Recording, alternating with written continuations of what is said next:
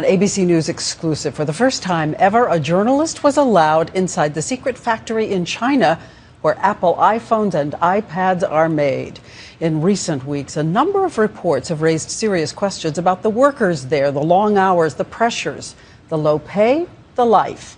ABC's Bill Weir made his way into the giant factory and tonight tells us what he saw. Her name is Xiao Ying.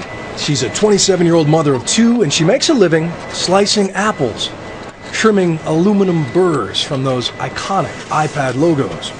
She has helped make hundreds of thousands of these coveted gadgets, but since it would take 3 months' salary to buy an iPad of her own, this is the first time she's ever seen the final product, and her eyes light up. That's my daughter, yeah.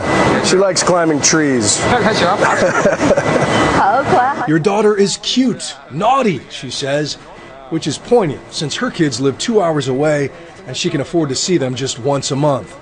But this is typical for most of the 235,000 who work in this one Foxconn complex.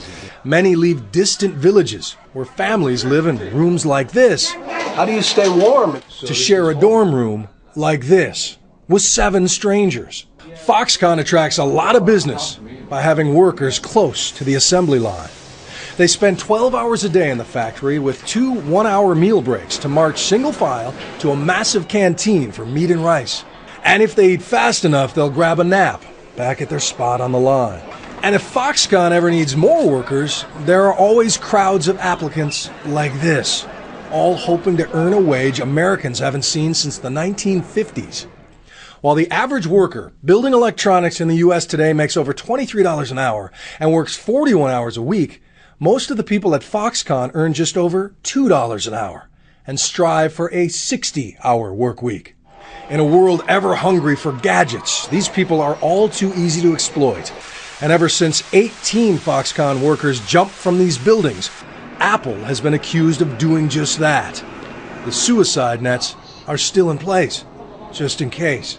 So after years of monitoring suppliers themselves, Apple joined the Fair Labor Association last month and asked them to examine working conditions at Foxconn and publish the findings.